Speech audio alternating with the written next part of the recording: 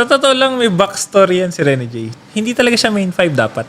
Dapat nasa nasa second team siya. Hindi talaga si Rene J yung kasama. Okay.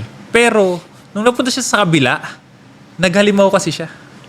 Naghalimaw si Rene J doon. As in, yung time na alam niyang main 5 siya, nakala niya hindi namin siya bibitawan. So, iba yung laro niya.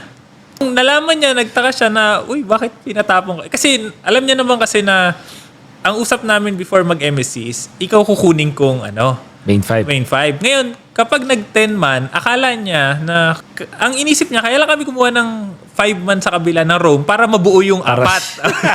Akala niya hindi siya para makapalitan. 5v5 siya. Oo, para lang, syempre, kung apat lang yun, di ba, siya na yung main 5 na Rome, hindi makakalaro yung apat. Okay, So, yun yung mindset niya nun. Oo. So, nagulat siya, nalipat siya doon. So, So, nung nalipat siya doon, lumabas na yung potential niya. As in, sabi niya, pinag-aralan niya talaga lahat ng Rumors. lahat ng galaw niya na kung bakit namin siya nilipat doon. Hindi madali yung dinaanan ni Rene J. of course. Kasi sabi ko sa kanya, isa sa pinag-usapan namin ni Rene J, sabi ko, flight namin to pa MSC. Sabi ko sa kanya, J, napakahirap humanap ng roamer na katulad ni V. Bakit? Yung nag-utility, ang galing mag-shot call. Napakahirap din humanap ng roamer na katulad ni Yawi. Sobrang galing pumick up, tapos nagtatank.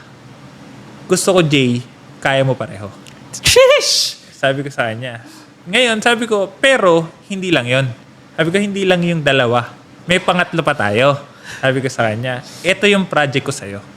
So, in-explain ko sa kanya every detail na kung paano mag-roam si V, in-explain ko paano mag-roam si Yawi, plus ano yung roamer na hinahanap ko na gusto kong maging roamer siya. Pero sabi ko, kahit anumang sabihin ko sa kanya, nasa sa kanya pa din kung paano niya pag-aaralan, paano niya papraktisin. As in, siya talaga. Sabi ko nga, kung ano mo yung sabihin ko sa'yo dito, kahit itong sabihin ng kahit sino, na nasa role na yon. Pero sabi ko, hindi mo pa rin siya ma-apply kung hindi mo gagawin. Kaya sabi ko sa kanya, ikaw lang ang makakagawa kapag pinusuan mo. Kaya umabot na kami ng MSC, nakabalik na kami dito, nag-start na yung season 12. Before mag-start yung season 12, nag-aaral pa rin siya. As in, kalat pa rin ang